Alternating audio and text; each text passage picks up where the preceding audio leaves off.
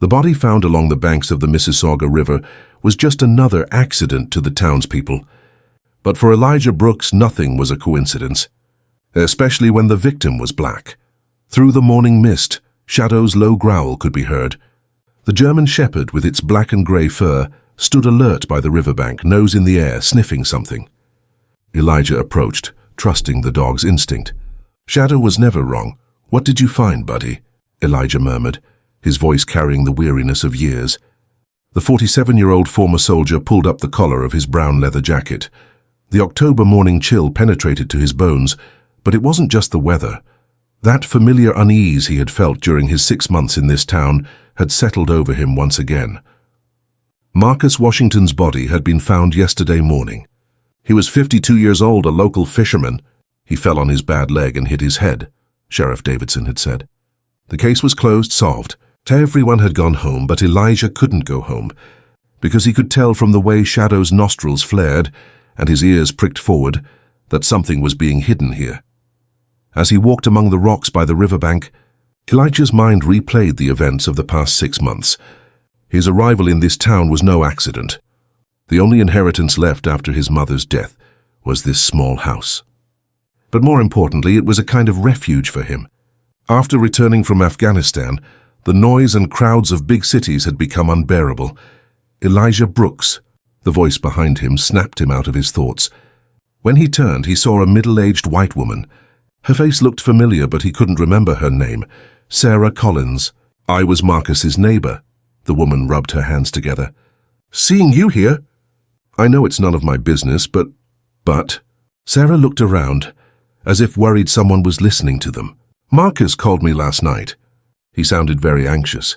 "Sarah," he said, "if anything happens to me, you know that old story." Elijah turned his attention to the woman. "What old story?" 20 years ago. Marcus's brother Jerome. He was found dead in the river, too. It was ruled an accident. Sarah's eyes filled with tears. But Marcus always suspected. He always said someone killed Jerome. Shadow suddenly moved. He walked a meter inland from the riverbank into the bushes. Elijah followed his dog. Shadow stopped at one point and looked at Elijah. There, hidden under the leaves, was a broken beer bottle. But this was no ordinary piece of trash.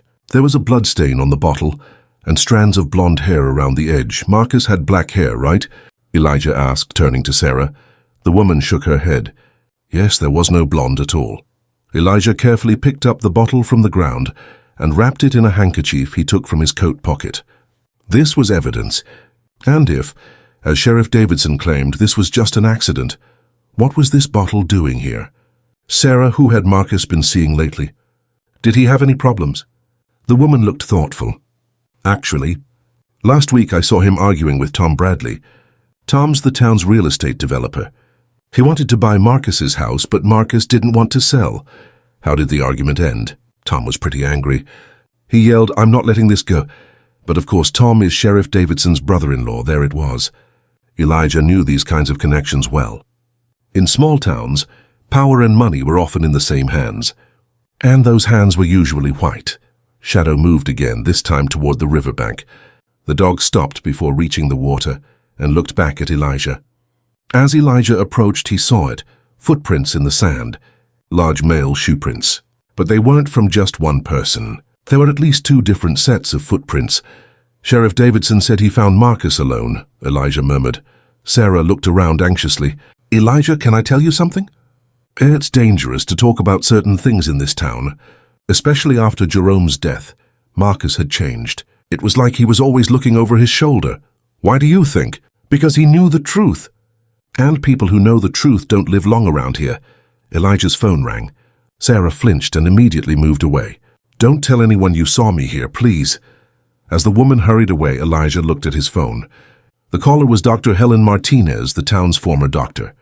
Although retired, she still performed unofficial autopsies. "Helen? Elijah, I have something to tell you about Marcus Washington's body, but not over the phone. Come to my house tonight. Back door." The line went dead. Shadow sat at Elijah's feet, waiting for his next move. Elijah put the evidence bottle in his coat's inside pocket. This was just the beginning, but he sensed there was something much bigger behind Marcus Washington's death. And Shadow's sharp instincts confirmed it. As he walked toward town, Elijah thought about what he had noticed over the past 6 months. How many accidents, how many suicides, all black victims, all closed as unproblematic cases. But now there was a difference. Now Elijah Brooks was here, and he wouldn't stop until he found the truth. When Elijah entered Dr. Martinez's house through the back door, the elderly doctor was waiting for him in the kitchen. Helen Martinez, in her 70s, was a small woman with a sharp gaze. She had been practicing medicine in this town for 40 years. "I examined Marcus's body," Helen said, getting straight to the point. "The official report says death by head trauma. But let me tell you the truth. That wound on the man's head wasn't caused by a fall." Elijah sat down across from her. "What do you mean?" "Blunt force trauma, but not from a fall. Someone beat him. And before the beating," Helen paused. "Elijah, there were rope marks on Marcus's hands. He was tied up. Did you put that in the report?" "I tried to. But Sheriff Davidson called me. Dr. Martinez, he said, you're retired. You're no longer officially with us. I will write this report officially." Elijah's anger rose, but he didn't say anything. Dr. Martinez continued, "But the really scary thing is this. I saw the same thing when I examined Marcus's brother Jerome's body 20 years ago. Beaten the same way, tied up the same way. But back then, Sheriff Davidson's father played the same game. How long has the Davidson family been sheriffs? 30 years. The son took over after the father died, and during that time 8 black men died in accidents, all of them by the riverbank." Elijah stood up. "Helen, you're not guilty for keeping this information. The system tried to silence you." "No, Elijah. I am guilty because I didn't speak up, because I was afraid." The old doctor wiped his eyes. "But now it's different. Because I know you, and I know Shadow. You're not like them." As Elijah left the house, a plan began to form in his mind. But first, he needed to go back to the riverbank with Shadow. In the darkness of night, when no one could see them, Shadow walked silently beside Elijah. Thanks to the dog's training, they made no sound. Elijah's flashlight cast a narrow beam of light. 10 meters ahead of where they had found the blood-stained bottle during the day, Shadow stopped. He flared his nostrils, analyzed the scent, then turned right.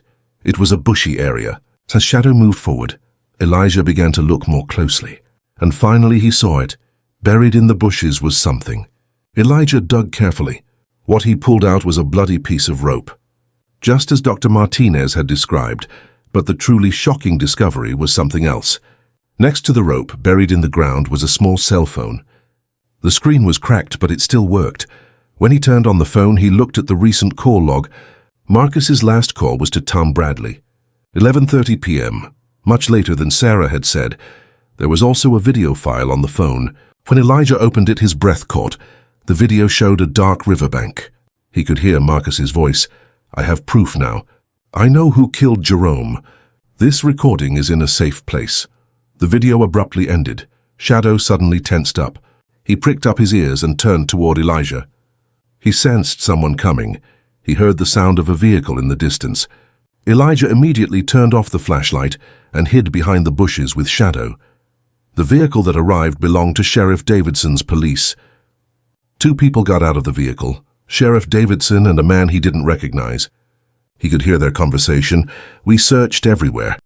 That damn phone must be here somewhere. Tom, if Marcus's phone isn't here, then we're in trouble, because that phone has everything on Jerome." Elijah's heart began to race. Tom Bradley was here, and he had clearly killed Marcus. "Should we dig up the old files again?" asked Sheriff Davidson. "No, we'll handle it the way your father did 20 years ago. Some secrets in this town need to stay buried." The 2 men continued searching, close to where Elijah had found the evidence. But thanks to Shadow's warning, Elijah had already taken the phone and the rope. 45 minutes later, the 2 men gave up and left. When Elijah and Shadow emerged from their hiding place, Elijah knew what he had to do. Marcus Washington's death wasn't just a murder. It was time to end the reign of terror that had plagued the town for 20 years. But first, he needed more evidence. And Shadow was the only guide who could lead him in the right direction. Elijah woke up early in the morning. Shadow was sitting in the kitchen waiting by the door. The dog was 1 step ahead of Elijah as usual. After breakfast, Elijah began to examine Marcus's phone records in more detail. Thanks to a program for recovering deleted messages, frightening details were emerging. Marcus had been investigating his brother Jerome's death for years, and recently he had uncovered important evidence. One deleted message contained a threat from an unknown number. "If you don't want to end up like Jerome, stop investigating." In another message, Marcus had written to Dr. Martinez, "I know about the things you found on Jerome's body but couldn't report. Now the same people are targeting me." The most shocking part was the correspondence with Tom Bradley. Marcus had found documents proving that Tom targeted black families for land acquisitions. "Jerome was killed because he got in your way. Now it's my turn, but this time I'm ready." This was Marcus's last message. Elijah placed the phone on the table. He now knew why Marcus had been killed, but he needed more to prove it. Shadow suddenly headed for the door. Someone was coming. When the doorbell rang, Elijah opened it cautiously. Sarah Collins was standing outside, but this time she wasn't alone. An elderly black man was with her. "Elijah, I'd like to introduce you to James Peterson. He was Jerome's closest friend." James stepped forward. "I found Jerome 20 years ago, and I've been silenced ever since. But seeing Marcus killed the same way, I can't stay silent anymore." As the three sat in the house, James began to tell his story. Jerome knew about Tom Bradley's dirty dealings. Together with the sheriff's father, they were trying to forcibly take the homes of black families in town. They used threats, blackmail, sometimes violence. Did Jerome stand up to them? He didn't just stand up to them, he gathered evidence. But he managed to hide the evidence before they caught Jerome. Elijah leaned forward. "Where's the evidence?" "Jerome told me, if anything happens to me, look under the floorboards of the old church." But I never dared to look. "I was afraid for 20 years, Sarah added. "The old church is on the edge of town. It's been empty for 10 years. Elijah looked at Shadow. The dog was already standing, as if sensing a new mission had begun. "We'll go there tonight," Elijah said, "but not alone this time. James, you're coming too, because Jerome trusted you, and that trust still holds." The old church was on the edge of town in an area surrounded by forest. Although the building had been empty for 10 years, it was still sturdy. Elijah, Shadow, and James entered through the side door. Elijah's flashlight illuminated the old wooden pews. "James, what exactly did Jerome tell you?" "Look under the floorboards," he said. Behind the pulpit, Shadow got to work. He wandered around the church, analyzing the smells. He stopped when he approached the pulpit. Elijah held his lantern down. He noticed that part of the wooden floor was a different color. It looked like it had been repaired recently. When they lifted the boards with the crowbar James had brought, a small cavity appeared. Inside were documents and photographs wrapped in a plastic bag. When Elijah began examining the documents, he was horrified. These documents, dating back 20 years, showed that Tom Bradley and the then Sheriff Davidson were part of a systematic plan, taking land from black families in town, threatening them, sometimes killing them. One document in particular caught his attention. A note written in Jerome's handwriting. "They're planning to kill me. Tom Bradley told me, either you sell or you'll find yourself in the river with Marcus. But this time I'm ready. I spoke with Dr. Martinez. If anything happens to me, he'll keep the real autopsy report." Elijah turned to James. "Did Dr. Martinez perform Jerome's autopsy too?" "Yes, but the official report was different. That meant Dr. Martinez had two different reports. The official one and the real one." Shadow suddenly tensed up. His ears pricked up and he looked toward the door. Car noises were coming from outside. And it wasn't just one car. "Elijah, we have to get out, now." There was panic in James's voice, but it was too late. Bright lights streamed in through the church door, and Sheriff Davidson's voice echoed, "Get out of here. The building is closed to unauthorized entry." Elijah quickly stuffed the documents into his jacket. They tried to exit through the back door. But Tom Bradley was waiting there too. "You've really gotten us into trouble, Elijah Brooks," said Tom, pointing his gun at them. But at that moment, Shadow intervened. The dog had silently approached Tom from behind and suddenly attacked. The gun in Tom's hand fell to the ground. In the ensuing chaos, Elijah, James, and Shadow ran toward the woods behind them. Now they didn't just know who Marcus's killers were. They also realized they were targets themselves. But Elijah now had proof of a 20-year-old conspiracy in his hands. And Shadow had brought him this far. Now it was time to safely reveal this evidence to the world. Running through the darkness of the forest, Elijah's breath came out in clouds of vapor. Shadow moved silently beside him, seemingly tireless. James Peterson, despite his age, was trying to keep up with them. "Stop, stop!" whispered James. "I can't hear them anymore." Elijah stopped behind a pine tree and listened intently. He was right. The direction from which Tom Bradley and Sheriff Davidson's voices had come was now receding. "They're searching the church. They might have realized we escaped from there, but they don't know which way we went," Elijah said, his breathing beginning to steady. Shadow suddenly tensed. He lifted his ear to the air and let out a low growl. The sound of a helicopter was coming from far away. "Damn it," Elijah muttered. "They've called for backup." James looked around anxiously. "Elijah, this is my fault. I got you into this." "No, James, this isn't Marcus's fault. It isn't Jerome's fault. It isn't yours either. It's the fault of the people who have been protecting a system that has been going on for 20 years. Elijah checked the documents in his coat's inside pocket. They were still there. These documents would expose not only Marcus's killer, but the entire system that had been terrorizing the town for years. "James, we need to get these documents to a safe place. Outside the town, but how? They're controlling all the roads." Shadow suddenly moved. He started walking into the depths of the forest. Elijah trusted his dog's instincts. Shadow always found alternative routes. 45 minutes later, they reached the other end of the wooded area. An old railroad track stretched out before them. The rails were long rusted, but the ties were still solid. "These tracks go to Burton, 15 kilometers from town," said James. "Freight trains used to run on them." "Perfect. No one looks here." Elijah turned to Shadow. "Good work, buddy." They started walking along the tracks. They could still hear the helicopter, but the sound was fading. Burton was an old industrial town. Its population was around 50,000. It was much larger and much safer than the village. When Elijah, James, and Shadow arrived at the old train station, dawn was breaking. Elijah had a plan in mind, but he would need help to carry it out. "James, do you know anyone in Burton?" "My old friend Robert Johnson lives here. He's a journalist. He's retired, but he still writes freelance." "Perfect. Can you trust him?" "I'd trust him with my life." 2 hours later, they were sitting in Robert Johnson's house. Robert was a black man in his 60s with intelligent eyes. He had worked for major city newspapers for years. "James, you show up at my door after 20 years and tell me this story. If these documents are real, they are real, Robert." Elijah spread the documents on the table. "And it's not just murder. Systematic racism, land fraud, forgery of official documents." Robert began examining the documents. The expression on his face grew increasingly serious. "Is this Tom Bradley's handwriting?" "Yes, and this is Sheriff Davidson's signature from back then." "Elijah, this is explosive. But it's dangerous too. These people will try to kill you. They already are. But it's no longer secret. This is open warfare." Robert stood up and went to the window. "Okay, I'll write this story. But not just for the local paper. This needs to be national news. I have friends at the Washington Post." Shadow suddenly headed for the door. He sensed someone coming. Everyone tensed when the doorbell rang. When Robert opened the door, a young black woman was standing outside. "Uncle Robert, it's Lisa. Neighbor Sue sent me. 2 cops came from town looking for James Peterson." Robert closed the door immediately. "They found him faster than I thought." Elijah looked at Shadow. The dog was ready. "Is there a back door?" "Yes, but it's through the kitchen."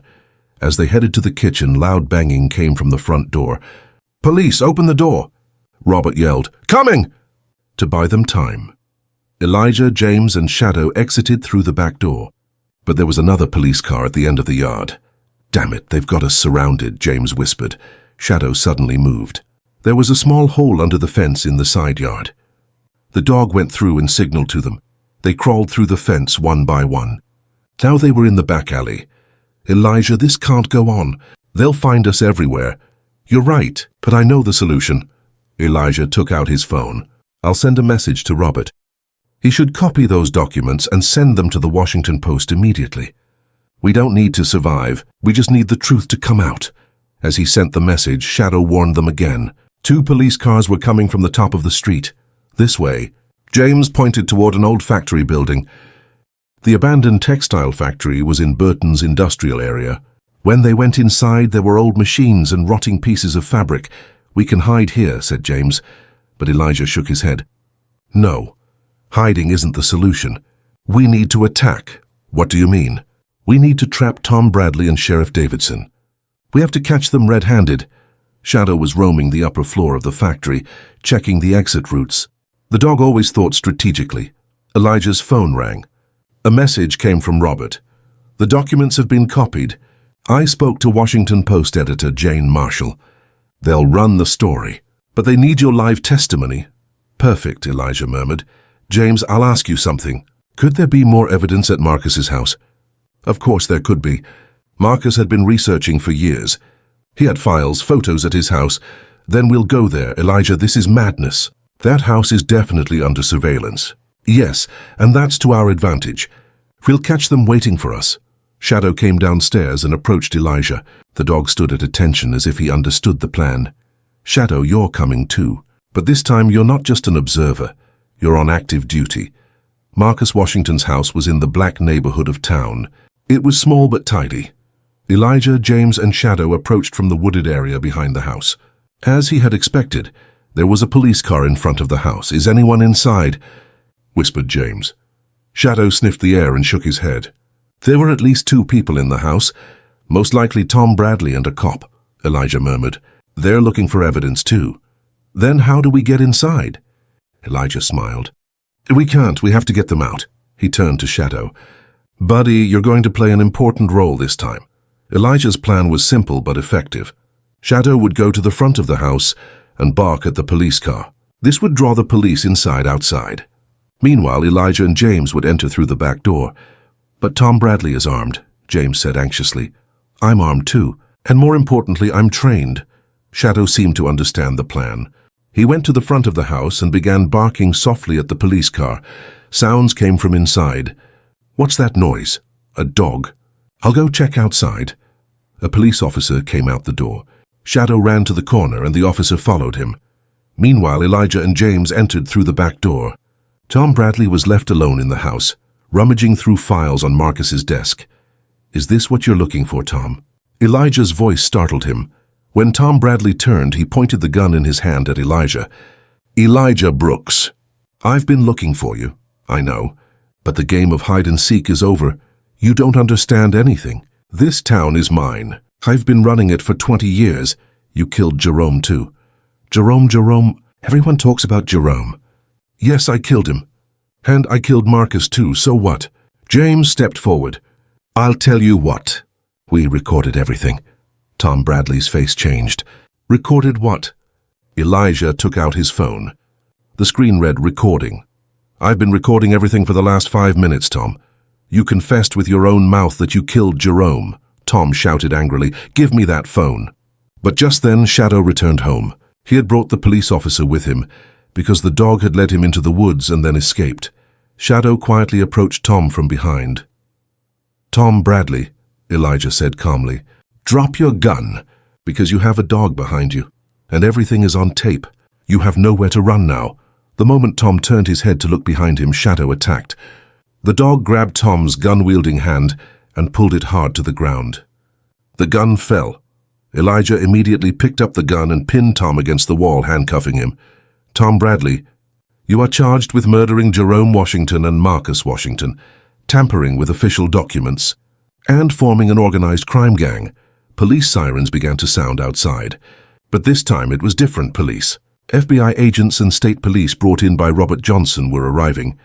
FBI agents were gathering evidence at Marcus's house. Tom Bradley and Sheriff Davidson had been arrested. Agent Sarah Chen was talking to Elijah. Mr. Brooks, thanks to this case, we've broken up a 20-year-old racist network. Thank you. I should be the one thanking you.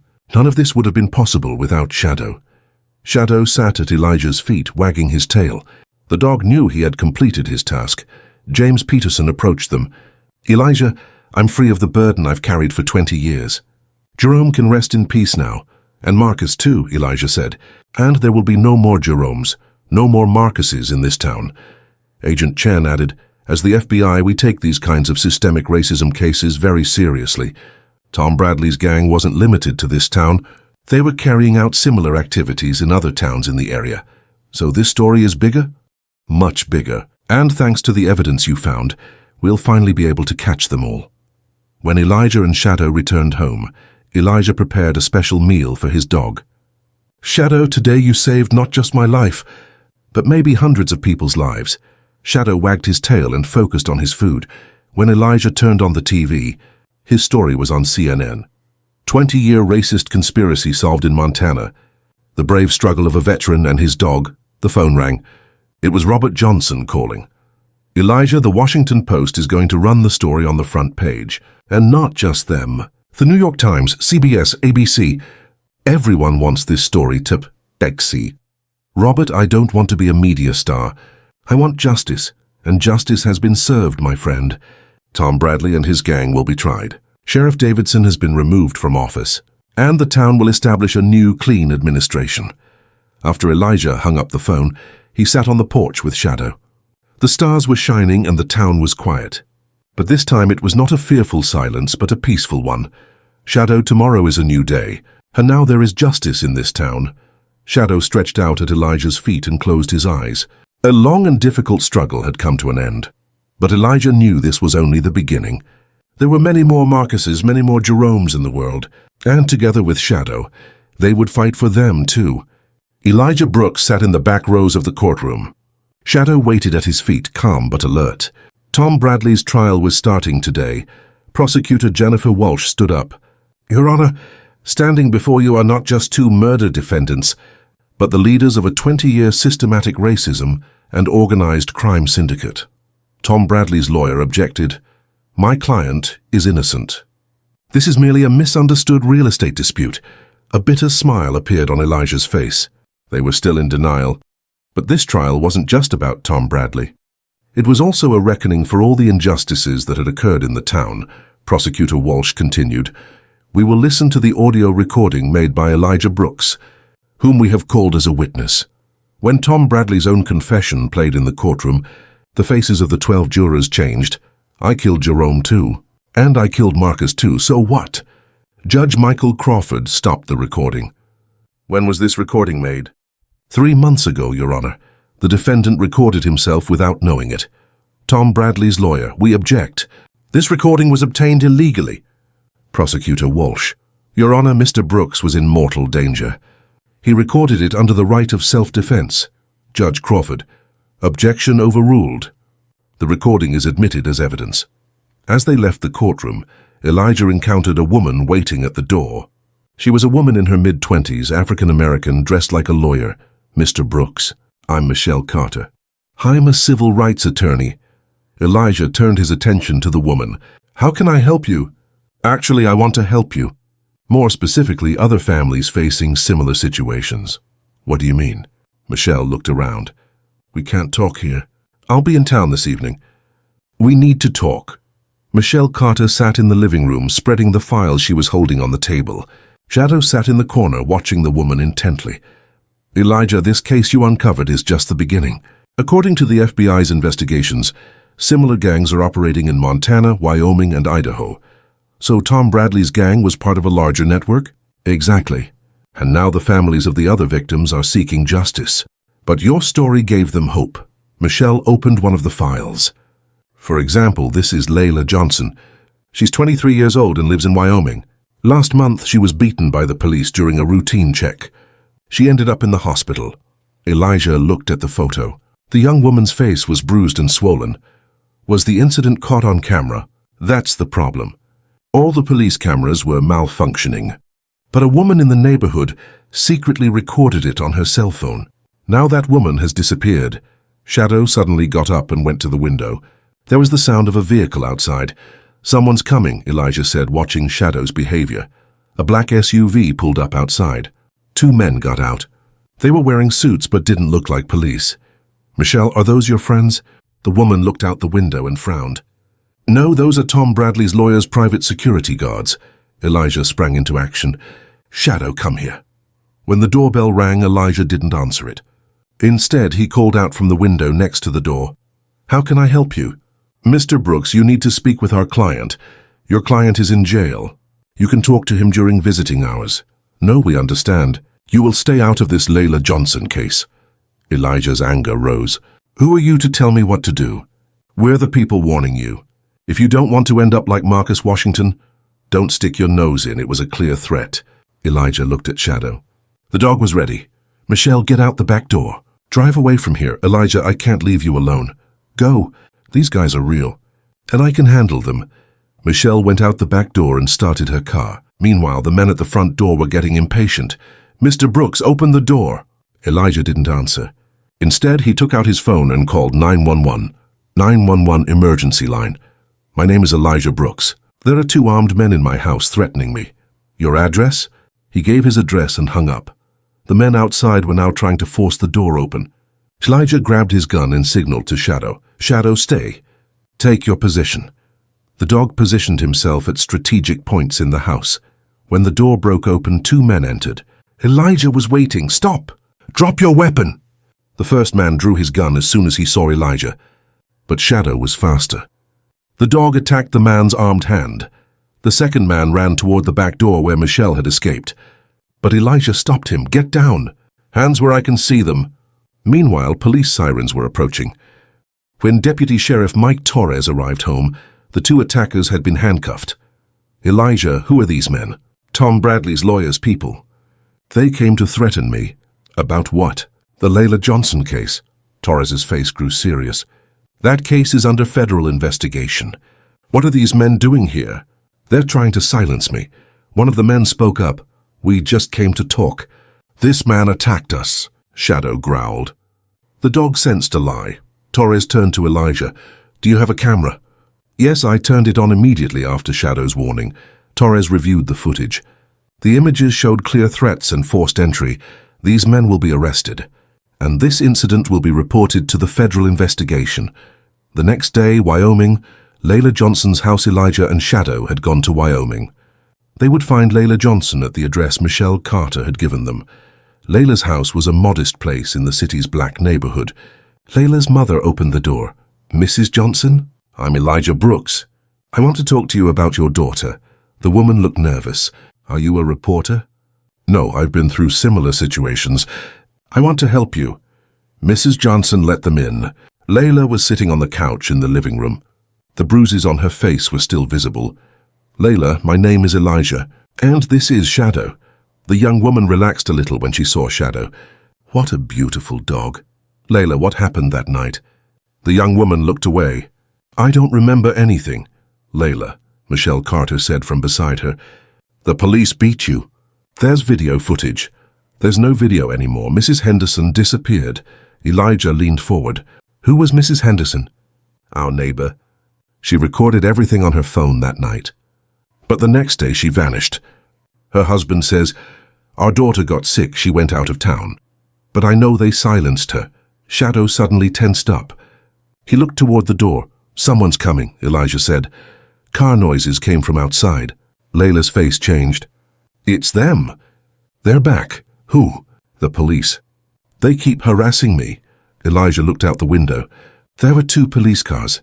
Layla, close the door, don't talk to anyone, but the doorbell was already ringing. Police, open the door. Elijah turned to Mrs. Johnson. You don't have to let them in. They can't enter without a search warrant. We have a search warrant. The voice was familiar. When Elijah looked out the window, he saw a familiar face. Sheriff Davidson's brother, Deputy Chief Robert Davidson. Damn it, he muttered. This family's gang is bigger than I thought. Michelle looked at Elijah anxiously. What are we going to do? We'll face them. But this time under different circumstances. Elijah took out his phone and started a live stream. Folks, we're experiencing police harassment in Wyoming. I'm recording this. When he opened the door, Deputy Chief Davidson was surprised. Elijah Brooks, what are you doing here? As a citizen, I'm visiting the Layla Johnson family. What are you doing here? Routine check. Do you need a search warrant for a routine check? Davidson's partner stepped forward. Sir, don't question our officers. I'm not questioning any officers. I'm just trying to make sure you're following legal procedures. Shadow waited attentively beside Elijah. Deputy Davidson, Elijah said, did you get involved in this business with similar harassment of your brother, Tom Bradley? Davidson's face changed.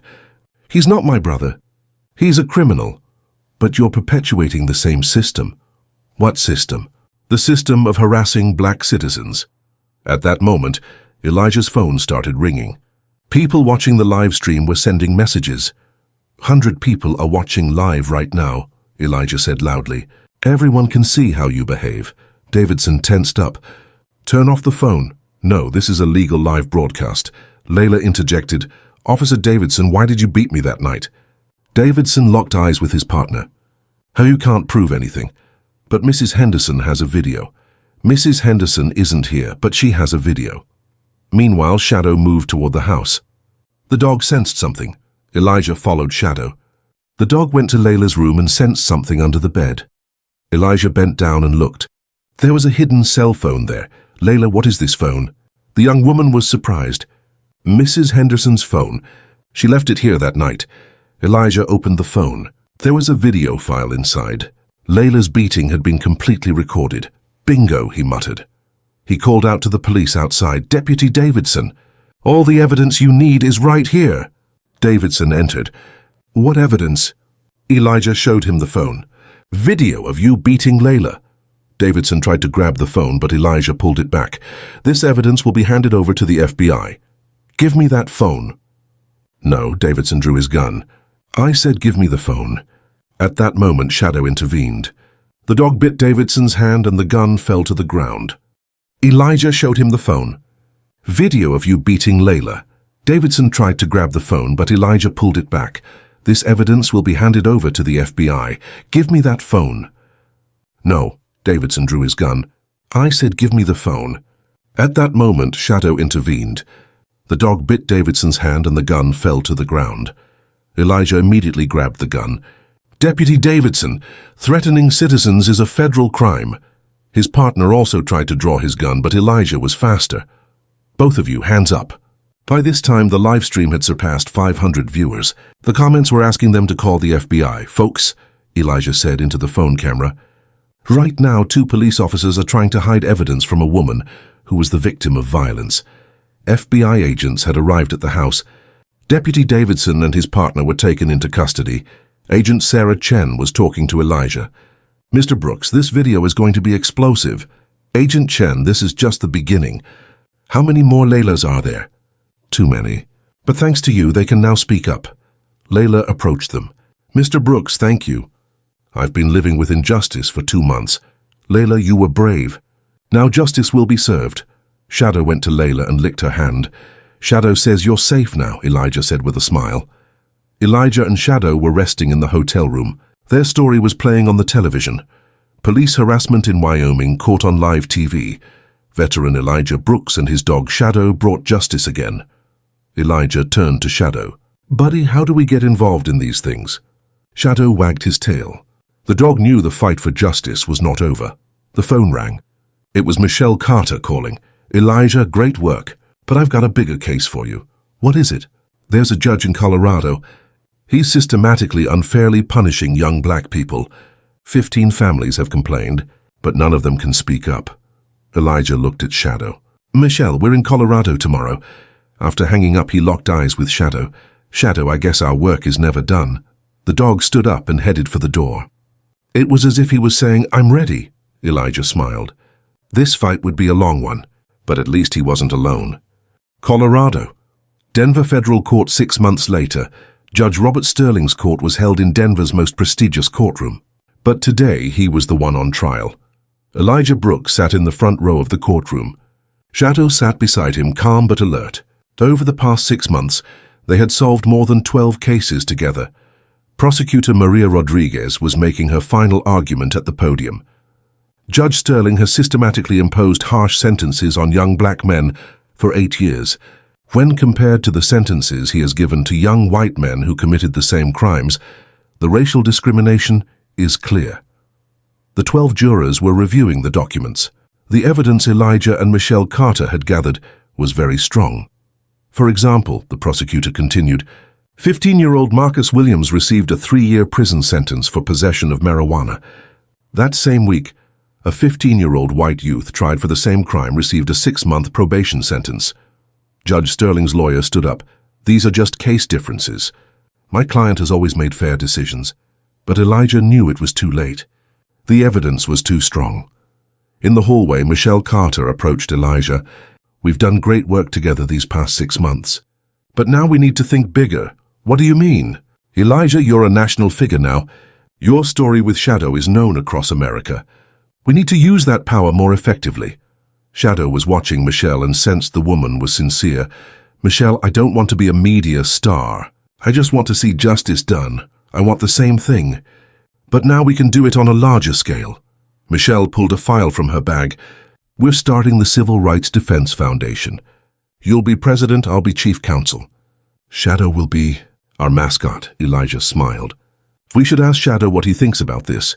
The dog wagged his tail as if approving the plan. But I have one condition, Elijah said. No case will be too small.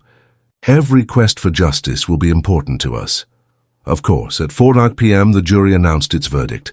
The jury foreman stood up. We find Judge Robert Sterling guilty of systematic racial discrimination. The courtroom erupted in applause. Elijah stood up but did not applaud. This was not just a victory, it was justice delayed. Judge Sterling's sentence was 15 years in prison. More importantly, all his unjust rulings would be reviewed. The Civil Rights Defense Foundation's opening ceremony was taking place on Capitol Hill. Elijah was wearing a suit, but he still had his old leather jacket over it. Shadow stood beside him, wearing his specially designed Justice Canine collar. When it was Elijah's turn to speak, he stood up. Friends, 6 months ago, Shadow and I were just looking for Marcus Washington's killer. Today we are here having brought justice to dozens of families. He continued amid applause. But here's the thing, justice doesn't wait. Justice isn't questioned. Justice isn't delayed. Shadow and I promise you this. Together with this foundation, we will fight injustice in every corner of America. The dog sat beside Elijah, wagging his tail. And the most important thing Shadow taught us is this. Sometimes you have to be as determined as a dog to find the truth. The room filled with laughter. When Elijah and Shadow returned to their old town, everything had changed. A park had been built in Marcus Washington's name. The Jerome Washington Justice Center had opened. Sarah Collins greeted them at the park. Elijah, thanks to you, this town has completely changed. No, Sarah. It changed because of everyone's courage. I was just the beginning. Dr. Helen Martinez had also come. She was now 72 years old, but still active. Elijah, when I revealed the truth about Marcus's body that night, I never imagined it would grow like this. Dr. Martinez, you were brave. That was the foundation for everything. James Peterson approached. Elijah, will you visit Jerome's grave? I want to say something to him. They stood beside Jerome Washington's grave. James knelt down. Jerome, my brother. I kept silent for 20 years, but now everyone knows the truth. You and Marcus can rest in peace. Elijah placed his hand on James's shoulder. Jerome and Marcus died for change, but their deaths were not in vain. Shadow sat at the head of the grave, as if paying his respects to Jerome's spirit. Sitting in the old house, Elijah turned to Shadow. My friend, a year ago you took me to Marcus. Now look where we are. Shadow wagged his tail and stretched out at Elijah's feet. Shadow, tomorrow a new case will come. A new quest for justice. Are you ready? The dog lifted his head and looked at Elijah. His eyes still held that old determination. The phone rang. It was Michelle Carter calling. Elijah, emergency in Texas. A 17-year-old black youth is being wrongfully charged with murder. The evidence is fabricated. The witnesses bought off. Elijah looked at Shadow. Michelle will be in Texas tomorrow. After hanging up the phone, he looked Shadow in the eye. Shadow, I think our adventure is just beginning. The next morning, when they set off early, Elijah turned on the car radio. The news was reporting their story. Elijah Brooks, founder of the Civil Rights Defense Foundation, and his partner Shadow resolved 47 discrimination cases last year. The foundation's success rate is 100%. Elijah turned off the radio. Shadow, we're famous now. But remember, our work will continue as long as there is injustice. Shadow looked out the window. The road stretching ahead led to new injustices, new struggles. And you know, Elijah said with a smile, you're the best tracker. The dog let out a short bark. It was as if he was saying, of course. As the car traveled along Montana's long roads, Elijah reflected on the past year. Marcus Washington's killer had been caught. Jerome's death had been solved. Tom Bradley and his gang had been sent to prison. Layla Johnson had received justice. Judge Sterling had been removed from office. And more importantly, dozens of families had been heard. Shadow, we're not just two people. We started a movement. The dog turned its head toward Elijah and nodded in agreement. And this movement won't stop until injustice ends. The road to Texas stretched ahead of them. A new case, a new fight, a new quest for justice. Elijah Brooks and Shadow were America's silent heroes. But they were no longer silent. They were now a movement. Come on, Shadow. Justice awaits. As the car sped up, the dog looked out the window, showing he was ready for new adventures. 2 years later, the Civil Rights Defense Foundation had become America's most influential civil rights organization. Elijah Brooks and Shadow's stories were being taught as case studies in universities. Marcus Washington's town had begun to be called Justice Town. Every year, a justice march was held in memory of Marcus and Jerome. Tom Bradley was serving a life sentence in prison. All members of Sheriff Davidson's gang had been arrested. Judge Sterling's unjust rulings had been overturned, and 127 young black men had been released. Layla Johnson was now studying law. Her goal was to work at the Civil Rights Defense Foundation, and most importantly, the movement started by Elijah Brooks, and Shadow was growing every day. Because as long as there was injustice, the search for justice would continue, and Shadow would always be by Elijah's side.